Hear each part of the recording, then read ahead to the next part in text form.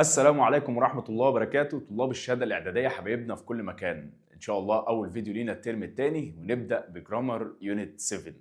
جرامر يونت 7 عندك بيتكلم عن درس اسمه المبني للمجهول، والمبني للمجهول بكل بساطة كده هو بيتجزأ لجزئين وهنعرفهم دلوقتي. أولا بسم الله. أول حاجة إحنا بنسمي المبني للمجهول ده الباسيف، يعني ممكن أقول لك المبني للمجهول، ممكن تلاقيني بقول لك درس الباسيف.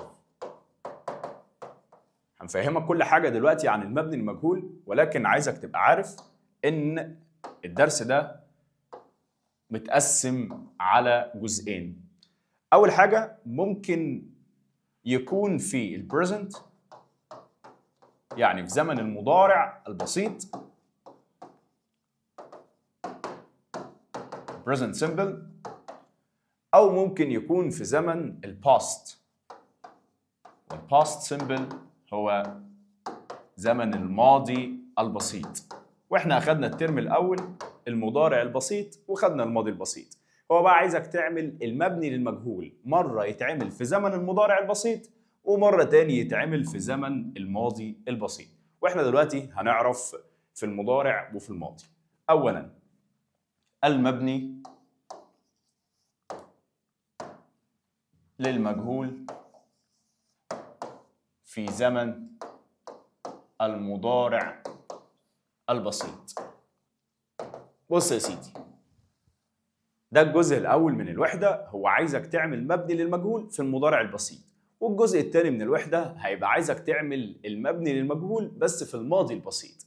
أول حاجة سواء المضارع أو الماضي هم خطوتين اتنين بس هنعرفهم، وإن شاء الله هنحل أي سؤال عن المبني للمجهول بكل سهولة كده. لو هنعمل المبني للمجهول في المضارع البسيط فقال لك هتستخدم verb to be اللي هو عبارة عن كلمة am وكلمة is وكلمة are، وبعديهم على طول هنجيب فعل ونخلي الفعل اللي جاي بعديهم يكون فيه التصريف الثالث. والتصريف الثالث ده كان عندك الترم الأول، وهقول لكم الأفعال في التصريف الثالث شكلها عامل إزاي. ده طريقة حل المبني للمجهول في المضارع البسيط، بتجيب كلمة am أو بتجيب is أو بتجيب are، وبعديهم على طول بتجيب الفعل تخليه في التصريف الثالث. وأنا هقول لك طريقة الحل حالا. أولا كده في كل الحل اللي احنا هنحله ما بنستخدمش am دي، بنستخدم في الغالب يا إما is يا إما are. الإز بنجيبها مع المفرد والار بنجيبها مع الجمع، ولكن ام دي بتستخدم يعني مع كلمة اي وما بيجيش عليها اسئلة كتير. اهم حاجة عندك از وار، از بتيجي مع المفرد وار بتيجي مع الجمع. يعني طريقة حلك في المبني للمجهول في زمن المضارع البسيط ان انت هتجيب از او هتجيب ار، وبعديهم على طول بنجيب فعل نخليه في التصريف الثالث. اولا كده ازاي الاسئلة بتاعته بتيجي؟ بص يا سيدي، انا هقول لك دلوقتي السؤال شكله عامل ازاي، وهعرفك ان ده مبني للمجهول من شكل السؤال. يجي لك سؤال يقول مثلا the park نقط، ما بين قوسين يحط كلمة visit، يقول لك by many people.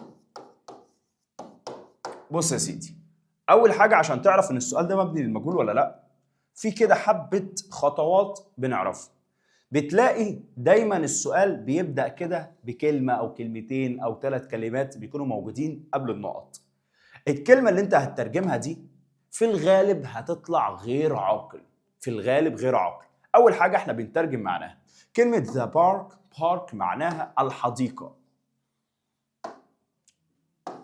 طيب كل اللي احنا هنعمله ايه بقى عشان نعرف ده مبني للمجهول ولا لا؟ هنقرأ الكلمة اللي قبل النقط اللي هي اسمها the park، وهنقرأ الكلمة اللي بين قوسين وهنترجم معنى دي ومعنى دي. يعني the park معناها الحديقة، visit معناها تزور.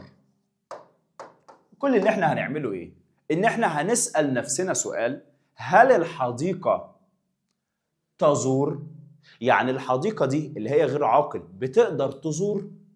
هتقولي لا يا مستر، ده الحديقة هي اللي بتتزار. يبقى هو ده سؤال المبني للمجهول، لأن المبني للمجهول دايما بيقول لك احنا بنبدأ الجملة بحاجة اسمها مفعول به أو نائب فاعل، والمفعول به أو نائب الفاعل ما بيقدرش يعمل الحاجة بنفسه. يعني الحديقة دي مش هتقدر تزور بنفسها، فلأن الحديقة دي هي اللي بتتزار، يبقى هو ده سؤال المبني للمجهول. طب أحل عليه إزاي يا مستر؟ أهي طريقة الحل بتاعت المبني للمجهول، بتجيب كلمة am أو كلمة is أو كلمة are، والام دي قلت مش بنستخدمها كتير، فكل اللي انت هتعمله هتجيب is أو هتجيب are. طب أجيب is أو are إزاي؟ على حسب، لو اللي قبل النقط اللي هي كلمة الحديقة دي مفرد هنجيب is، ولو كان الجمع هنجيب are. بما إن الحديقة فعلا مفرد يبقى هنجيب أول حاجة كلمة is. كده أنت خدت نص الدرجة. طب أنا عايز آخد نص الدرجة التاني، أعمل إيه؟ بص يا سيدي، بعد ما بنجيب is أو بنجيب are بعديهم على طول بنخلي الفعل يكون في التصريف الثالث. طب هو فين الفعل ده؟ هو مديك الفعل ما بين قوسين عشان حضرتك تخليه في التصريف الثالث. طب هو فيزيت ده معناه يزور، التصريف الثالث منه ايه؟ بص يا سيدي، معظم الافعال التصريف الثالث منها بيتحط له في الاخر اي دي، لان معظم الافعال بتكون افعال منتظمه، والافعال المنتظمه الماضي منها اخره اي دي، والتصريف الثالث منها برضه اخره اي دي. وفيزيت ده فعل منتظم الماضي منه اسمه visited، يبقى التصريف الثالث منه visited برضه. يبقى الإجابة بتاعتنا هتبقى is visited. وكلمة visit معناها تزور، لكن is visited معناها تزار. يبقى الترجمة بتاع الجملة the park is visited يعني الحديقة تزار by. وكلمة by دي مهمة جدا عايزين نعلم عليها. دي معناها بالعربي بواسطة. ودايما كده لما يكون في باي موجودة في السؤال بيجي بعدها الفاعل اللي هو زار الحديقة، اللي هو الناس اللي زاروا الحديقة. بص كده، الحديقة is visited يعني تزار by بواسطة مين بقى؟ الناس اللي زارت الحديقة، اللي هم الفاعل اللي عملوا الحاجة. by many people، كلمة many معناها الكثير من، وبيبل معناها الناس، يعني الحديقة تزار بواسطة الكثير من الناس. فعايزكم تخلي بالكم جدا من كلمة باي، بتبقى موجودة في الجملة وبيجي وراها الفاعل اللي هم الناس اللي زاروا الحديقة. وكلمة باي لو موجودة في السؤال بتدل بنسبة كبيرة جدا ان السؤال ده بيبقى تبع المبني للمجهول. طب سؤال تاني نفس المثال برضو بس هنغير فيه حاجة صغيرة. هنبدأ السؤال بيقول مثلا the park، بس هخليها parks، خليتها جمع the parks نقط، بعد كده اقوم جاي كاتب نفس الفعل visit by many people. اول حاجه بنبدا نفس البدايه بالظبط، اللي هو ايه؟ بنقرا الكلمه اللي قبل النقط parks يعني الحدائق، ده كده جمع كلمه park، وvisit يعني تزور. نفس السؤال اللي هنساله لنفسنا اللي هو الحدائق تزور؟ لا، ده الحدائق هي اللي بتتزار، يبقى ده درس المبني للمجهول. ولكن الفرق ما بين السؤال ده والسؤال اللي فوقيه ان اللي فوقيه كاتب بارك مفرد فجبنا له في الاجابه از، ولكن لما يكون كاتب جمع يبقى بدل از هنجيب مين؟ هنجيب ار. يبقى اول حاجه هتيجي تكتب ار. تاني حاجه بقى هتعملها هتاخد الفعل فيزيت تخليه يكون فعل في التصريف الثالث، والتصريف الثالث من فيزيت يبقى visited. يبقى الاجابه are visited. are visited هنا معناها تزار، بس خليناها are بدل is علشان parks هنا جمع الحدائق. بص كده بقى نفس المثال بس هنغير حاجه صغيره. جاي هنا بيقول the park not، راح جاي هنا كتب not visit. يلا عايزين حد يفكر كده، لو حط نوت اللي هي دي، نوت دي هتدل على ايه؟ هاي many people. اول حاجه احنا لازم نترجم الكلمه اللي قبل النقط، واحنا عرفنا ان بارك هنا معناها الحديقه، حلو.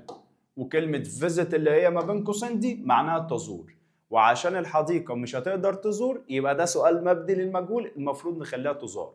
يعني احنا هنعمل نفس الخطوات بالظبط، ولكن المشكلة بقى ان هو هنا حاطط كلمة not، وكلمة not تدل على النفي. يعني ايه اللي هيحصل؟ بص حضرتك، انت اول حاجة هتجيب is زي ما عملنا فوق لان الحديقة هنا مفرد. تاني حاجة بتاخد visit تخليها تصريف ثالث، ولكن علشان كلمة not هنا محطوطة يبقى عايزك تعمل نفي، والنفي هنا يعني بدل ما هتقول is هتزود لإز not، هيبقى اسمها isn't، وبعد كده تاخد visit دي تخليها في التصريف الثالث.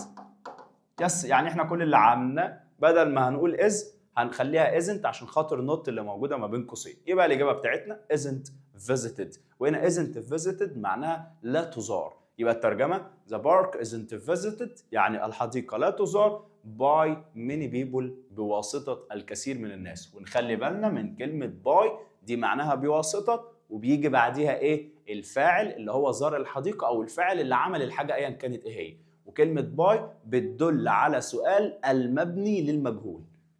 هو ده المبني للمجهول، بيبدأ بحاجة، الحاجة دي ما بتقدرش تعمل الزيارة أو ما بتقدرش تعمل الحاجة اللي موجودة، زي الحديقة ما بتقدرش تزور. يبقى ده مبني للمجهول، عشان بدل ما هنقول الحديقة تزور هنخليها الحديقة تزار. طب سؤال تاني برضو جاي على صيغة سؤال، بيقول is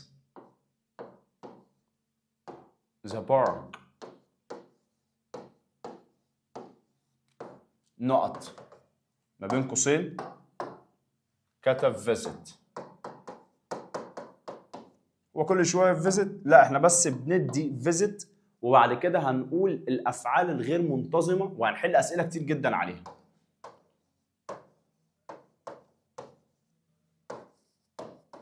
بس ده جاي على صيغه سؤال، question mark في الاخر، والسؤال بدأ بكلمه is. اول حاجه اي از تلاقيها في اول سؤال بيبقى معناها بالعربي هل، يعني اي از جاء في الاول معناها هل، ده بيكون سؤال بيترد عليه بيس ونو. المهم is the park، park معناها الحديقه، is the park يعني هل الحديقه، visit يعني تزور. نفس اللي هنعمله بالظبط زي ما عملنا فوق. هو اللي قبل النقط كاتب ايه؟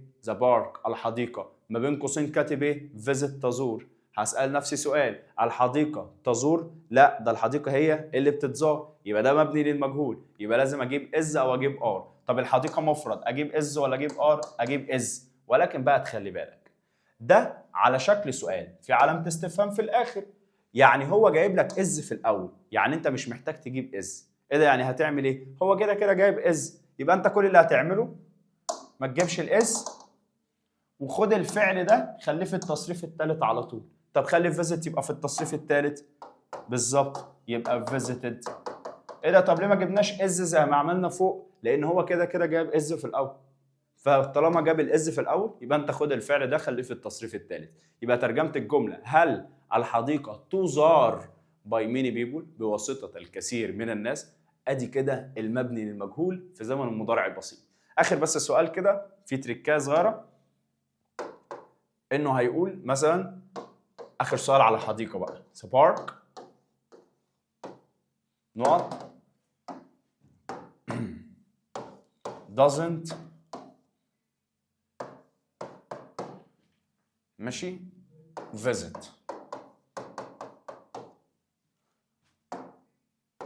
by many people.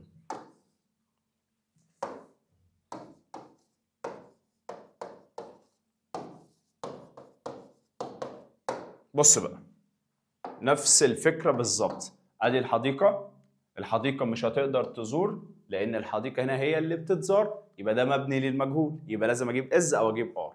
هو بقى حاطط لك doesn't ما بين قوسين، يعني مستخدم لك الدو او الدز او الديد والحاجات دي. احنا في المبني للمجهول ولا بنستعمل دو ولا دز ولا ديد ولا بنستعمل هاز وهاف ولا اي حاجه، كل اللي احنا بنستعمله في المبني للمجهول هما الكلمتين الغلبانين دول بس. بص كده عشان بس ما تنساهمش، المبني للمجهول كله بنستخدم فيه كلمة am أو is أو are، والأكتر بنستخدم is أو are بس، يعني ولا في do ولا في does ولا في أي حاجة من الحاجات دي في المبني للمجهول. اتفقنا؟ طيب بما إن هنا السؤال بتاعك بيبدأ ب the park الحديقة. والبارك الحديقة هنا مش هتقدر تزور بنفسها، يبقى ده مبني للمجهول. هل المبني للمجهول بيبقى فيه كلمة does؟ لا طبعا.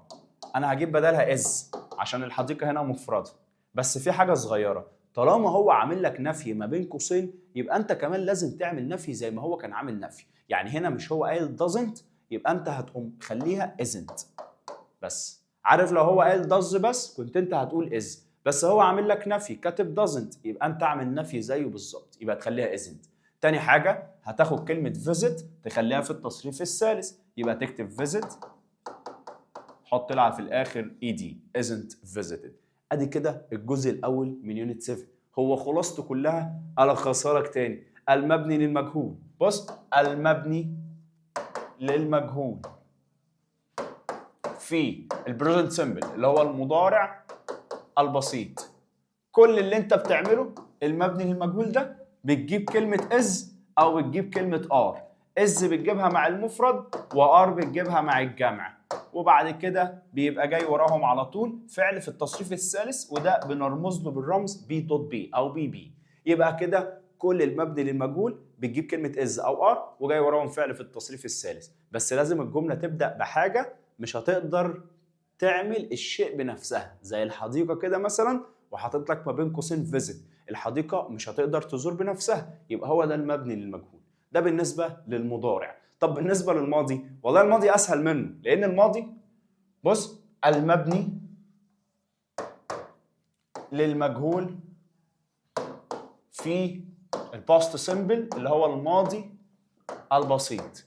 بص يا سيدي، المبني للمجهول في الماضي البسيط بدل ما هتجيب از وار هتجيب الماضي منهم اللي هو was دي الماضي من is، ووير اللي هي الماضي من are، والفعل اللي وراهم هيبقى جاي فعل في التصريف الثالث.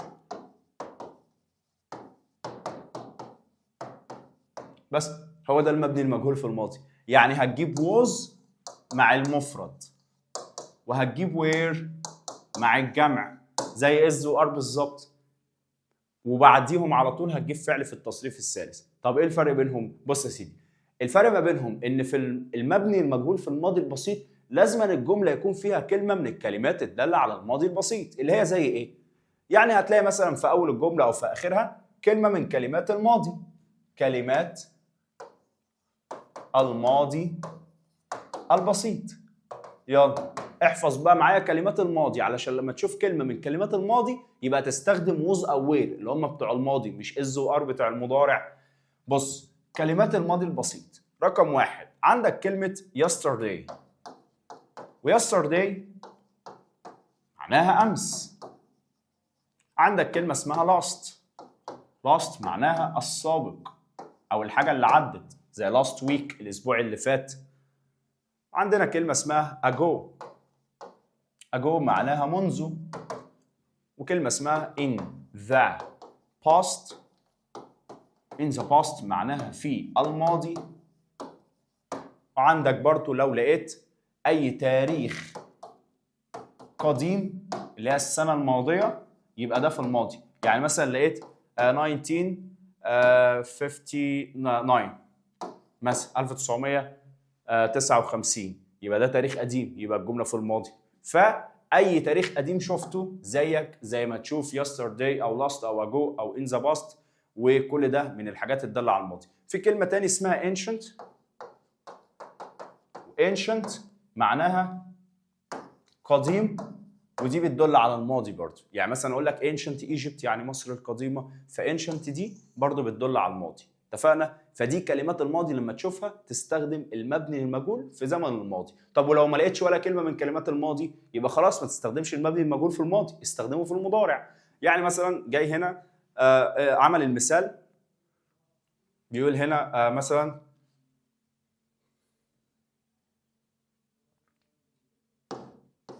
the house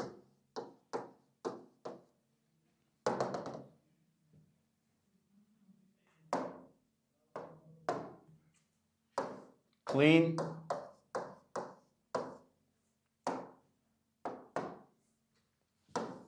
by my sister yesterday. او خلينا نشيل yesterday من هنا ونعملها في المثال اللي بعديه. يبقى معانا مثالين، واحد في المضارع وواحد في الماضي. the house not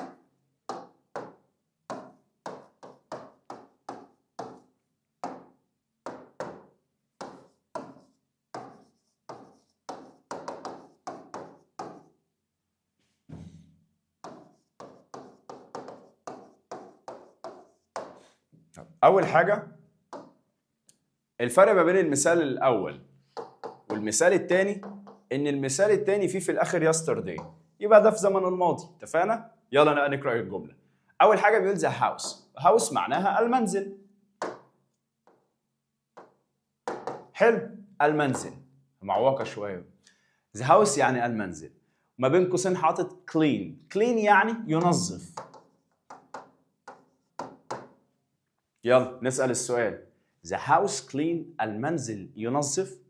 هو المنزل بيقدر ينظف؟ لا، ده المنزل هو اللي بيتنظف، يبقى ده مبني للمجهول. اتفقنا؟ طب المبني للمجهول عندنا اتنين، واحد في المضارع وواحد في الماضي. لو في المضارع هنجيب is او are، ولو في الماضي هنجيب was او were، وبعديهم فعل في التصريف الثالث. طب يلا الجملة دي في المضارع علشان ما فيهاش كلمة من كلمات الماضي اللي انا كتبتهم من شوية، يبقى هنا هنجيب is او are. المنزل اجيب له is ولا اجيب له are؟ المنزل مفرد يبقى اجيب كلمة is.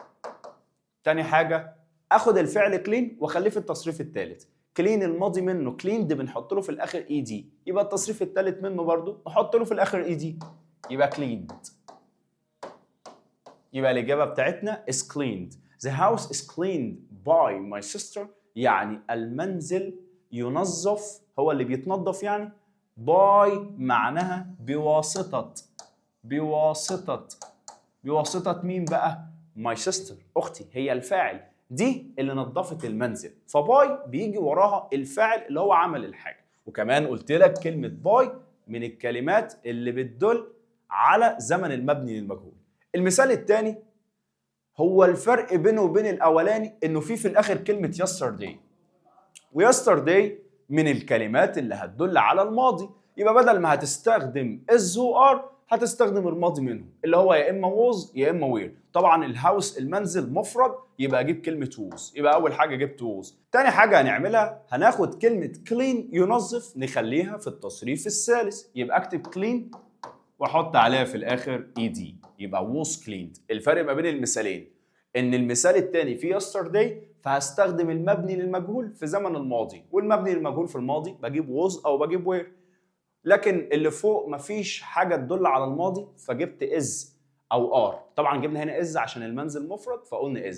هنا قلنا is cleaned يعني ينظف، لكن اللي تحت قلنا was cleaned يعني نظف يعني تنظف. كده الترجمه بتاعت الثانيه the house was cleaned by my sister yesterday، يعني المنزل نظف بواسطه اختي امبارح. يبقى اللي تحت ماضي فعشان كده جبنا was، لكن اللي فوق ما كانش فيه ماضي فعشان كده استخدمنا is. وفي الحالتين سواء is او was، سواء is او was كده كده الفعل اللي وراهم في التصريف الثالث زي ما هو بالظبط، يعني الفعل مش هيختلف. سواء في المضارع خليت الفعل في التصريف الثالث، او في الماضي برضو الفعل اللي جاي وراه خليته في التصريف الثالث. كده احنا خلصنا جرامر يونت 7 بكل بساطه، ولا تعقيد ولا اي حاجه. كل الاسئله اللي جت على الزمن ده على المبني للمجهول حطيتها لك هنا، وطبعا الملزمه هنزلها لك بالشرح بتاعها موجوده تحت في الديسكربشن، تقدر تذاكرها وتحل كل الاسئله دي. طب في بقى قبل ما نبدا نحل، في عندنا افعال بتكون غير منتظمه، والافعال الغير منتظمه مش هينفع تخلي التصريف الثالث منها اخره اي دي، فعشان كده جمعت لكم معظم الافعال الغير منتظمه اللي هو ان شاء الله اللي هتبقى موجوده عندكم في كل الاسئله اللي هتلاقوها. ادي الافعال الغير منتظمه اللي هيقابلك عليها الاسئله. عندك فعل زي ميك. ميك معناه يصنع او يجهز، الماضي من ميك اسمه ميد، والتصريف الثالث منه اسمه ميد برضه، يعني ده الماضي ميد والتصريف الثالث اسمه ميد. طب احنا النهارده محتاجين الماضي ولا التصريف الثالث؟ التصريف الثالث، وصدفه ان التصريف الثالث زي الماضي لان برضه معظم الافعال الماضي منها بيبقى زيه زي التصريف الثالث. طيب تعالى على الثاني، تيك ياخذ، الماضي منه توك اخذ، والتصريف الثالث تيكن.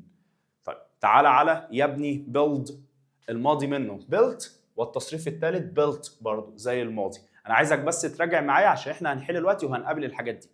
catch يصطاد او يمسك، الماضي caught وجي اتش هنا silent والتصريف الثالث caught. catch caught caught. teach يعلم، الماضي منه taught والتصريف الثالث taught برضه، يبقى catch caught caught teach taught taught. بعد كده عندك يعرف know، الكي هنا silent، يعرف know، الماضي منها knew والتصريف الثالث known. تحفظ برضه يعرف عشان مهم. بعد كده عندك يزرع grow، الماضي grew والتصريف الثالث grown. يكتب write، الدبليو هنا silent، ماشي؟ ما تقولش write، لا write، يكتب والماضي منها wrote والتصريف الثالث written. تلد يعني بتولد، اسمها beer والماضي منها bore والتصريف الثالث born. وفي كلمة مشهورة جدا جدا جدا اسمها was born. was born دي معناها ولد، ودي مبني للمجهول عشان was اهي، وبورن ده اللي هو التصريف الثالث من كلمة يلد أو تلد، يبقى was born معناها ولد يعني اتولد.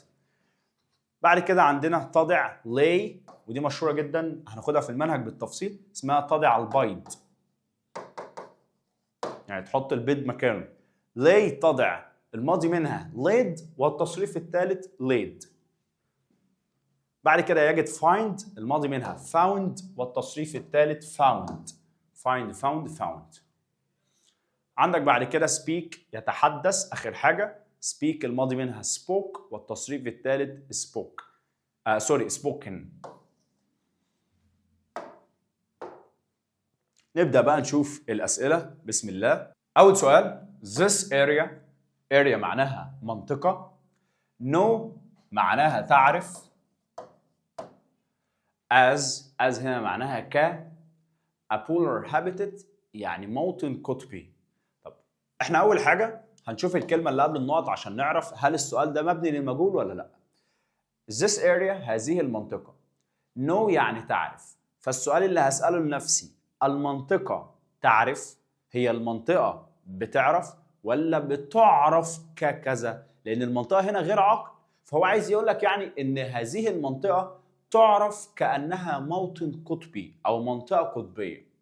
فكل اللي احنا هنعمله كده، احنا عرفنا إن ده سؤال مبني للمجهول، لأن المنطقة area، المنطقة كلمة area دي لا تعرف، هي no تعرف، فما ينفعش أقول إن المنطقة بتعرف، لا المنطقة هي اللي معروفة بيه أو تعرف بكذا. يبقى هنا هنعمل مبني للمجهول. طب في المضارع ولا في الماضي؟ بص خلينا نتفق كده إن أي مبني للمجهول هنعمله في المضارع، إلا لو لقينا كلمة من كلمات الماضي، اتفقنا؟ فهنا هيبقى مضارع علشان ما فيش ولا كلمة من كلمات الماضي، يبقى نجيب يا إز يا آر. طب المنطقة اريا مفرد؟ يبقى نجيب كلمة إز، أدي أول حاجة. تاني حاجة هنعملها، هناخد الفعل يعرف ده ونخليه في التصريف الثالث. التصريف الثالث منه لو رجعت هتلاقي التصريف الثالث منه known، يبقى الإجابة بتاعتنا is known يعني تعرف بيه أو معروفة بيه.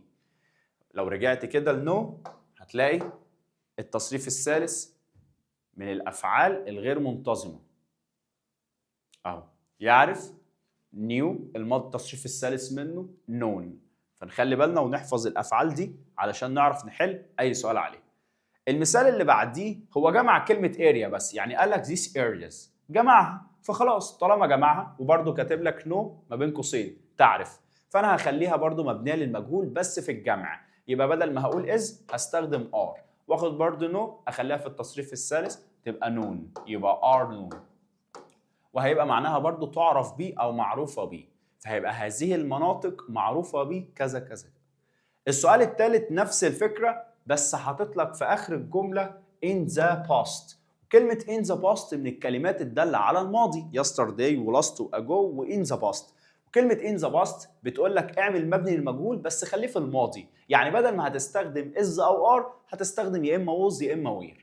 طب الاريا المنطقة مفرد يبقى استخدم was.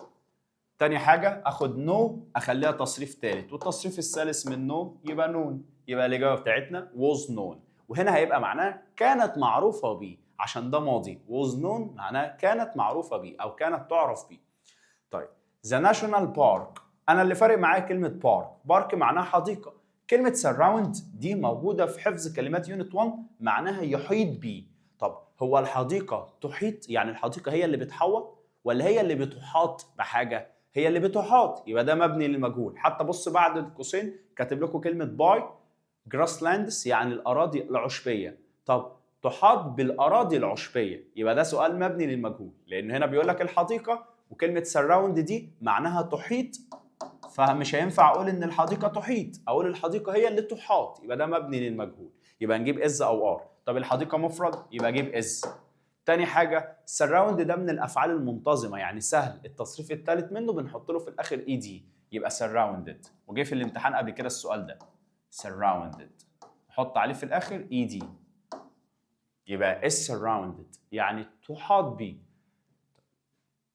حتى كمان بص كلمة باي لما تلاقيها في الجملة بتعرفك ان السؤال ده تبع المبني للمجهول، اتفقنا؟ فعشان كده اتعاملنا بالمبني للمجهول. وكمان انا عشان بترجم وبفهم كلمة بارك الحديقة، surround يعني تحيط، وهسأل نفسي السؤال الحديقة تحيط؟ لا، ده الحديقة هي اللي تحاط، يبقى ده سؤال مبني للمجهول. hundreds of يعني المئات of dead palm trees اللي هي أشجار النخيل. طب trees أشجار، أنا كل اللي فارق معايا كلمة trees أشجار. الأشجار هنا حاطط لك ما بين قوسين از. ايه ده طب ده الاشجار جمع، هو انا ينفع اجيب از مع الجمع؟ لا، بدل از خليها تبقى ار. بس يا ريت يجي سؤال زي كده. بعد القوسين اصلا كاتب لك كلمه جرون، كلمه جرون دي فعل في التصريف الثالث، والتصريف الثالث من كلمه جرو يزرع، فهيبقى الترجمه يعني ار جرون يعني تزرع. فعايز يعني يقول لك ان المئات من اشجار النخيل ار جرون يعني بتتزرع. هنا بدل از خليناها تبقى ار عشان التريز الاشجار جمع، فبدل از خليتها تبقى ار. كده كده الفعل في التصريف الثالث موجود، يعني هو كده كده جايبه لك عشان بس نبقى فاهمين كل حاجه. هنا hundreds of dead palm trees يعني نفس السؤال بالظبط، ما عشان كده بصيت لقيت انه في الجمله كاتب لك in ancient Egypt. ancient Egypt و ancient Egypt معناها مصر القديمه.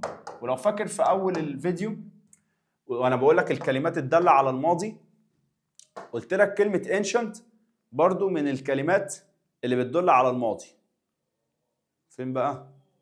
تعالى كده، ادي كلمة ancient قديم بتدل على الماضي، زيها زي التاريخ القديم وكلمة in the past و ago و yesterday و last والحاجات اللي بتدل على الماضي دي. فنبقى عارفين كده ان كلمة ancient دي بتدل على الماضي. بس خلاص يعني هتعمل مبني مجهول في الماضي. طب هو حاطط لك is، بدل is هتخليها له تبقى ايه؟ تخليها له تبقى was. بس تخلي بالك، بص هنا كاتب trees اشجار، يبقى بدل was هتجيب الجمع منه اللي هو where، اللي هو بدل ووز، اصل ووز بتيجي مع المفرد فهنجيب الوير عشان الجمع، عشان قبل النقط كاتب تريز اشجار جمع. نفس السؤال برضو hundreds of dead palm trees المئات من اشجار النخيل، ودي خلي بالكم جمع، بس حاطط لكم ما بين قوسين كلمه جرو يزرع، فده فعل. طب هو ينفع اقول ان التريز الاشجار جرو بتزرع؟ لا ما ينفعش، الاشجار مش هينفع تزرع، يبقى ده مبني للمجهول عشان نخليها تزرع in ancient Egypt، و ancient Egypt يبقى ده في الماضي، يبقى احنا هنعمل مبني للمجهول بس في الماضي، يبقى was او where. طب الاشجار جمع يبقى نجيب where. تاني حاجه هناخد الفعل جرو نخليه في التصريف الثالث، ولو رجعت للافعال اللي كنت كاتبها لكم هتلاقي جرو موجود فيهم. التصريف الثالث من جرو بنحط له في الاخر حرف الان، يبقى الاجابه where grown يعني كانت تزرع. السؤال اللي بعديه our beaches. beaches يعني الشواطئ. are visited يعني تزار. our beaches شواطئنا are visited يعني تزار. with يعني مع. thousands of tourists الآلاف من السياح every year كل سنة. هو عايز يعني يقول إن الشواطئ بتاعتنا تزار بواسطة الآلاف من السياح كل عام. بص هو مش الآلاف من السياح دول هم اللي بيزوروا الشواطئ، يعني دول الفاعل. كان في كلمة كده قلتها لك في الأول بتتحط كان بيجي بعدها الفاعل، أيوة كلمة باي. كلمة باي دي معناها بواسطة، والكلمة دي بيجي بعدها الفاعل. فلو بصيت كده our beaches يعني شواطئنا ده المفعول به ديت اللي هتتزار. are visited و are visited دي مبنية للمجهول اهي، ادي are وادي visited في التصريف الثالث. our beaches are visited يعني شواطئنا تزار by thousands of tourists يعني بواسطة الآلاف من السياح every year يعني كل عام. بس فبدل with شلتها وحطيت مكانها by علشان دي معناها بواسطة وبيجي وراها الفاعل، والفاعل هنا اللي هم السياح اللي بيزوروا الشواطئ اللي موجودة في الأول هنا. وكمان by دي تبع درس المبني للمجهول، وادي كده مبني للمجهول اهو، ادي are وفعل في التصريف الثالث. السؤال اللي بعديه why معناها لماذا، isn't يعني لا. why isn't جبل علبة، لما لا جبل علبة، وده جبل موجود في الجنوب الشرقي لمصر في منطقة اسمها حلايب وشلاتي، وده جبل محمية يعني موجود في مصر، مش ناس كتير بتسمع عنه.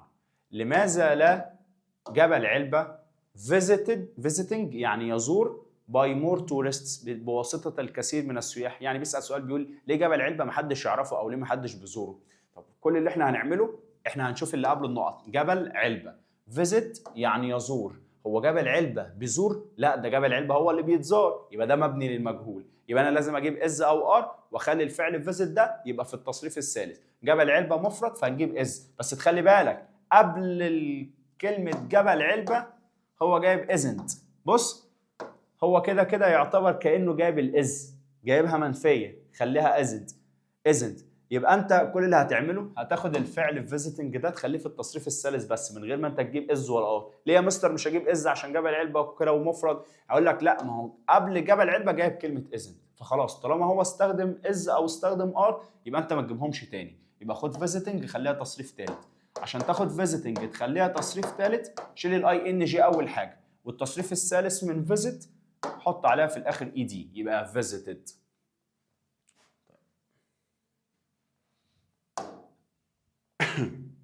سؤال 10 many fish يعني السمك، خلي بالك السمك هنا يعامل معامله المفرد. ها many fish الكثير من السمك catch يعني يصطاد. ايه ده، هو السمك بيصطاد؟ لا، ده السمك هو اللي الناس بتصطاد، هو اللي بيصطاد او بيمسك. يبقى انا هنا هعمل مبني للمجهول لان السمك مش هينفع هو اللي يمسك، يبقى اجيب از او ار. طب السمك اجيب له كلمه از. تقول لي يا مستر ازاي ده السمك هنا جمع؟ لا، في كلمه فيش بتعامل معامله المفرد، يبقى نجيب كلمه از لان السمك بنعامله مفرد. يبقى هتجيب اول حاجه از، تاني حاجه هتاخد كاتش تخليها في التصريف الثالث عشان ده مبني للمجهول، بتجيب از او بتجيب ار وتخلي الفعل في التصريف الثالث. التصريف الثالث من كاتش يبقى كوت، يبقى الإجابة is caught. يبقى many fish is caught every day يعني الكثير من السمك يصطاد أو يمسك every day يعني كل يوم. المثال اللي بعديه many fish برضه، ولكن آخر الجملة كاتب لك in the past. in the past يعني في الماضي، يعني الجملة دي بقت في الماضي، فكل اللي هتعمله بدل ما تستخدم is و are هتستخدم was أو were، لأن المبني للمجهول في الماضي بجيب was أو أجيب were. طب الفيش السمك اجيب له كلمه ووز، ادي كده اول حاجه. تاني حاجه اخد كاتش اخليها في التصريف الثالث. التصريف الثالث من كاتش هيبقى كوت، يبقى الاجابه ووز كوت يعني كان يمسك، لان كلمه هنا in the past في الماضي فهتستعمل مبني للمجهول بس في الماضي. 12 نيوز، دي كلمه هتاخدوها قدام شويه معناها الاخبار، ولو محدش قال لك ان كلمة نيوز الاخبار تعامل معاملة المفرد فانا بقول لك ان كلمة نيوز اوعى يغرك حرف الاس اللي عليها في الاخر، لا كلمة نيوز بنعاملها معاملة المفرد لانها لا تعد. ما علينا، يعني كأنها زي السمك كده بالظبط. المهم ان كلمة نيوز هتعاملها معاملة مفرد. حلو. shared يعني شاركت او تشارك، شير معناها تشارك، بس هو مخليها لك عليها اي دي كأنها يعني في التصريف الثالث. طب هو الاخبار شاركت ولا اتشاركت؟ حد تاني هو اللي شاركها؟ الاخبار هي اللي شاركت او اتشاركت، يبقى هنا ده مبني للمجهول. كمان انت عندك كلمه باي، وباي معناها بواسطه، وعايزك بقى بالبلدي كده لما تشوف كلمه باي دي يعني السؤال ده مبني للمجهول. طب الاخبار عايز اعمل لها مبني للمجهول، اشوف اجيب از او ار، بس بما ان الاخبار مفرد يبقى اجيب لها از، بس هل الجمله دي في الماضي؟ ده في يسترداي في الماضي، يبقى خلاص مش هستعمل از وار، استعمل ووز ووير. طب الاخبار مفرد يبقى اجيب لها ووز. تاني حاجه اخد شيرد، هي كده كده جاهزه لك عليها في الاخر اي دي يعني كانه مخليها تصريف ثالث، يبقى انت تكتبها زي ما هي was shared.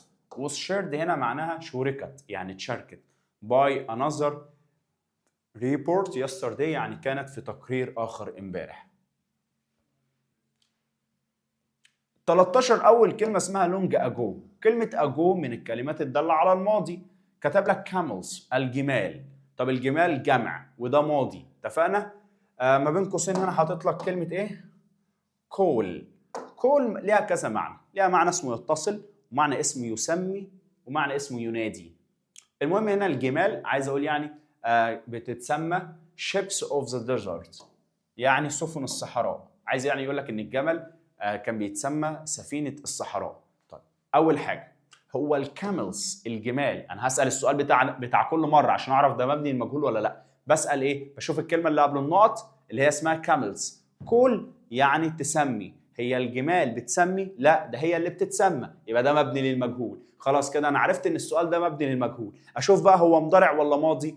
ده في كلمة اجو يبقى ماضي، يبقى استعمل ووز او وير. طب الجمال جمع يبقى اجيب كلمة وير. تاني حاجة اخد كول اخليها تصريف ثالث. كول التصريف الثالث منها بتحط لها في الاخر اي دي يبقى وير كولد، وهنا هيبقى معناها كانت تسمى. بص هو خلاصة المبني للمجهول انك اول حاجة هتشوف الكلمة اللي قبل النقط تقدر تعمل الحاجة اللي بين قوسين ولا لا، تقدر تقوم بالفعل اللي بين قوسين ولا لا. وهو هيطلع الحاجة اللي قبل النقط ما بتقدرش تعمل الحاجة اللي بين قوسين، زي مثلا الجمال مش هتقدر تسمي، زي الأخبار مش هي اللي هتشارك، زي السمك مش هو اللي هيصطاد. فده اسمه مبني للمجهول. هتلاقيه بادئ بحاجة ما بتقدرش تعمل الفعل اللي محطوط لك ما بين قوسين، يبقى ده مبني للمجهول. والمبني للمجهول ليه طريقتين للحل، طريقة في المضارع وطريقة في الماضي. طريقة المضارع is أو are وجاي بعديهم فعل في التصريف الثالث، وطريقة الماضي was أو were وجاي بعديهم برضو فعل في التصريف الثالث. بس عشان تحل بطريقة الماضي لازم تلاقي كلمة من الكلمات الدالة على الماضي. اللي بعده The Cairo Tower. Cairo Tower يعني برج القاهرة. Designed هنا يعني تصمم أو صمم. by نعوم شبيب. باي معناها بواسطة، وكلمة باي تدل على المبني المجهول، يعني عرفتك ان السؤال ده مبني المجهول.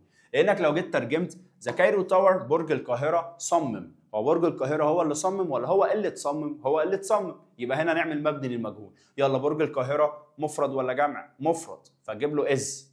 بس تخلي بالك ان انت عندك في الاخر 1956، ده تاريخ قديم، سنة ماضية تدل على الماضي، يبقى انا خلاص هستخدم يا اما ووز يا اما وير. برج القاهرة مفرد يبقى اجيب كلمة ووز.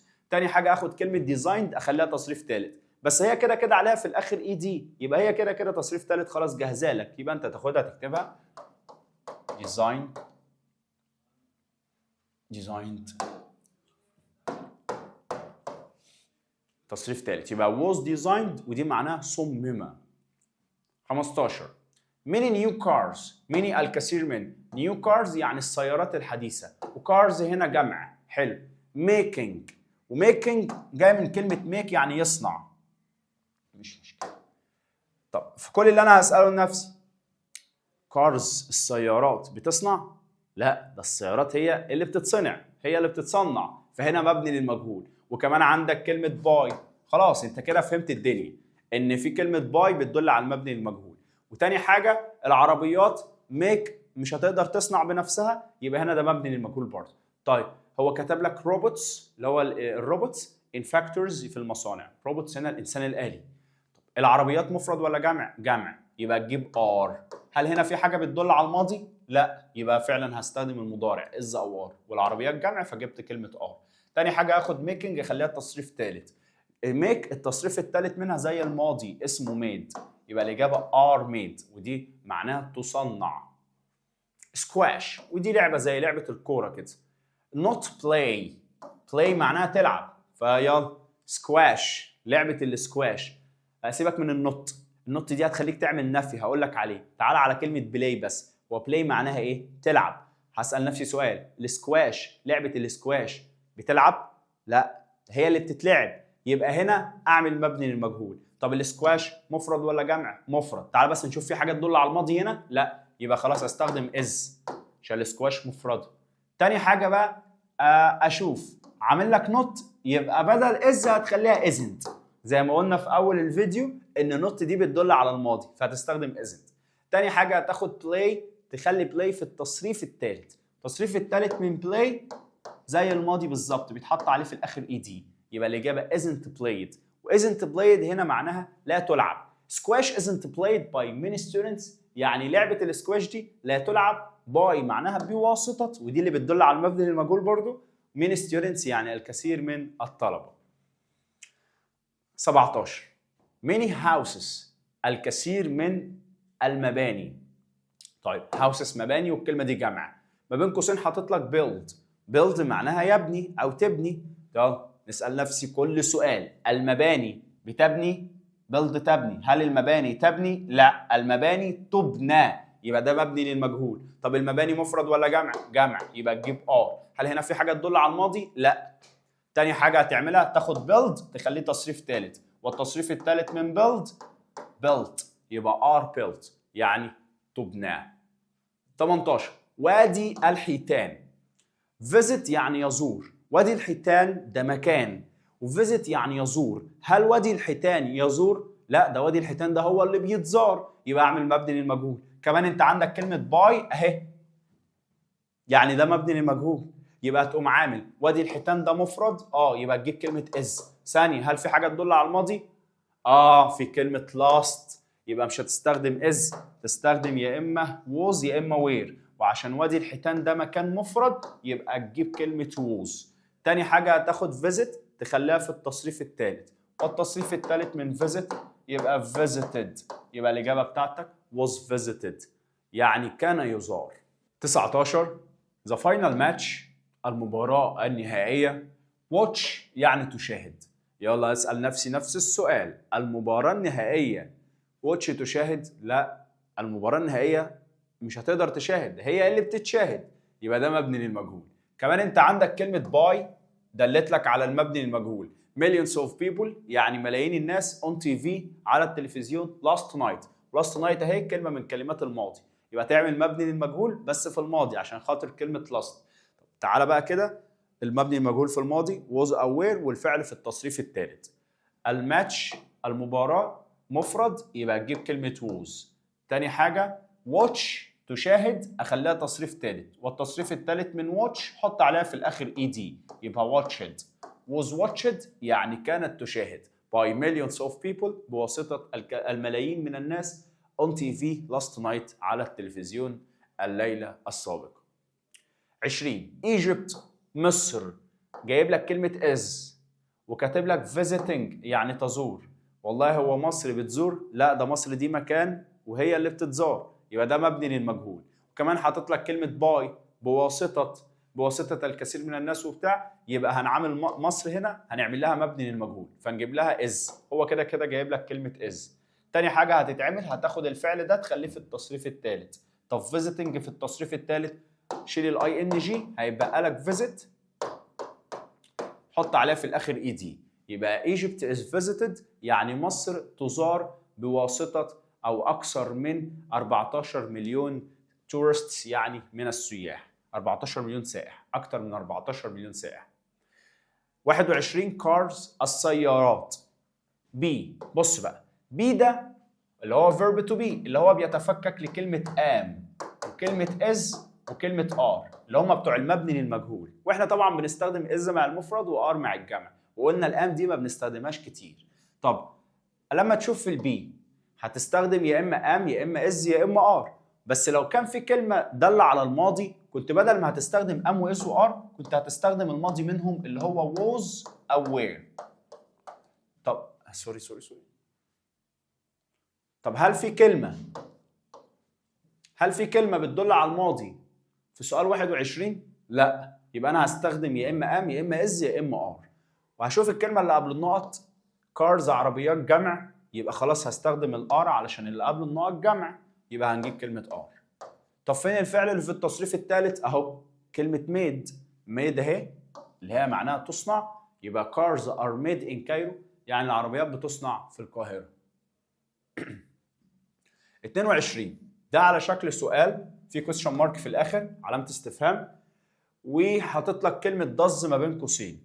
خلي بالك بقى، انت عندك yesterday في الاخر، ففي طلبه كتير هتعمل ايه؟ لما يشوف yesterday يعني عرف ان ده ماضي، فهيجيب الماضي من does ويخليها did. والله كلامه صح، بس الكلمه اللي بعد القوسين اسمها لانش. لانش يعني الغداء، وكوكد يعني طبخ. فهل الغداء لانش ده وجبه الغداء طبخ؟ لا، ده وجبه الغداء هي اللي اتطبخت. فلازم هنا تستخدم يا اما ام واز وار يا اما وز وير، اللي هو بتوع المبني للمجهول. مش احنا قلنا المبني للمجهول استخدم از وار للمضارع ووز وير للماضي؟ تمام. يبقى هنا لانش الغداء، كوكد يعني طبخ. مش هينفع اقول ان الغداء طبخ، فلازم اقول الغداء هو اللي اتطبخ. فلازم يكون هنا في از او ار او ووز وير. طب هنا في yesterday في الماضي، يبقى نستخدم ووز او نستخدم وير. طب اجيب ووز ولا وير؟ الغداء دوت مفرد، يبقى اجيب كلمه ووز. تقول يا مستر هو احنا مش كنا بنجيبها بعد الكلمه، بعد المفعول؟ يعني الغدا ده مش كنا بنجيب بعديه الاز او الار او بنجيب بعديه الوز والوير؟ اشمعنى هنا جايه قبليها؟ لان ده سؤال كويستشن مارك موجوده في الاخر عندك لو خدت بالك منها. وفي حاله السؤال بنجيب الاز والار في الاول او بنجيب الوز والوير في الاول. هنا عشان كده الوز هنحطها في الاول. يبقى السؤال هيبدا بيقول was lunch cooked by her yesterday، وهنا هيبقى معناها was في اول الكلام معناها هل، وده سؤال في الماضي، هل الغداء طبخ؟ طب ليه ترجمتها طبخ؟ عشان خاطر في كلمه was موجوده في الاول، والمبني للمجهول لازم يكون في is او are ومعاهم فعل في التصريف الثالث، او was وwere ومعاهم فعل في التصريف الثالث. فهنا جبنا الوز وادي الفعل اهو cooked ده في التصريف الثالث. هل الغداء طبخ بواسطتها by her يعني بواسطتها، yesterday او عن طريقها yesterday يعني امبارح؟ سؤال حلو يعني، بس مش بتاع امتحانات الصراحه يعني. اللي بعديه اخر واحد نفس المثال بالظبط، بس الفرق بينهم لو خدت بالك بعد القوسين هنا كاتب شي، وكوك يعني طبخ. فعلا هي بتطبخ، مفيش مشكله، يبقى ده مش مبني للمجهول، لان فعلا البنات بتقدر تطبخ، يبقى ده مش مبني للمجهول اصلا. فكل اللي انت هتعمله ايه؟ شي كوك هي تطبخ، لانش يعني الغداء، يسترداي يعني امبارح. يسترداي دي بتدل على الماضي، فهتاخد داز تخليها في الماضي، والماضي من داز هيبقى ديد. يبقى انت اجابتك هنا في المثال ده هتجيب الماضي من داز يبقى ديد، عشان خاطر في الاخر كلمه يسترداي. طب اشمعنى في السؤال اللي فوقيه ما خليتش داز تبقى ديد؟ هقول لك السؤال اللي فوقيه بعد القوسين كاتب الغدا وبعدها كاتب كوكد يعني طبخ، والغدا ما ينفعش يطبخ، ده الغدا هو اللي بيطبخ. يبقى عشان كده عملت السؤال اللي فوقيه مبني للمجهول، فجبت له ووز او وير عشان هنا في ماضي، وجبت الووز عشان الغدا دوت مفرد. اما المثال الثاني بعد القوسين كاتب شي هي، وكوك يعني طبخ، هي اللي بتطبخ، يبقى ده مش مبني للمجهول اصلا. فعملت ايه؟ قلت بما ان في اخر كلمه يسترداي فجبت داز، خليت الماضي من داز يبقى ديد. الملزمه دي فيها الاسئله بتاع كل جرامر يونت 7، تقدر تحل الاسئله اللي انت عايزها، واللي يقف معاك تتواصل معايا. كده احنا شرحنا جرامر الوحده السبعه كله. هو سهل جدا وبيعتمد على المضارع والماضي زي ما قلت لك. لو مبني للمجهول في المضارع بتجيب از او ار، والان دي ما بنستخدمهاش كتير، از للمفرد وار للجمع وجاي بعديهم فعل في التصريف الثالث. ولو هتعمل مبني للمجهول في الماضي اولا لازم يكون في كلمه من الكلمات الداله على الماضي، وطريقته بتتعمل ازاي؟ ووز او وير ومعاهم فعل في التصريف الثالث برضو جاي وراهم، بس لازم يكون في كلمه من الكلمات الداله على الماضي. وقلت لك كل الافعال في التصريف الثالث اللي غير منتظمه كنت كاتبها لك، اكتر الافعال اللي بتيجي. وباقي الملزمه هنا اسئله كتيره جدا على يونت 7 وجرامر يونت 7 تقدر تحل فيهم. هحط لك لينك الملزمه دي في الديسكريبشن تحت. وبس كده، السلام عليكم.